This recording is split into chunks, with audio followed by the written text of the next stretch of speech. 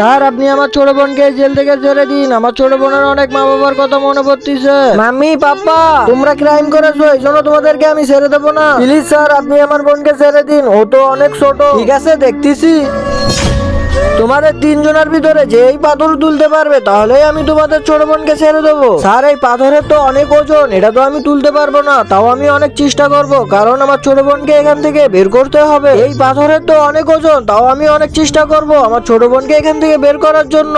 আপু আমি ঘরে যাব বাবা মার কাছে। এই ছোট বাচ্চা তুমি আগে আসো। ঠিক আছে স্যার আমি চেষ্টা করব। ইয়া আরে আমাদের বোন পড়ে গেল। ঠিক আছে এবার তুমি আসো। ঠিক আছে স্যার এবার আমি তুলবো আমার বোনের জন্য পাথর।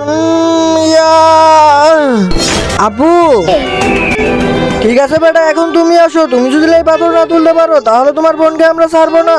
আরে না না স্যার এই পাথর আমি ঠিকই উঠাবো। ঠিক আছে তাহলে উঠাও। ইয়া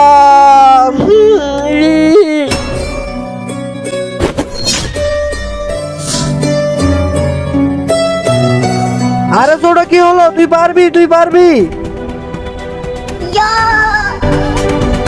তারপর কি হলো সেটা দেখার আগে আল্লাহর এই সুন্দর নামটি দেখে যারা লাইক সাবস্ক্রাইব করবে, হে আল্লাহ তুমি তাদেরকে হজ করা তৌফিক দান করে দিও। আমি পারছি আমি পারছি।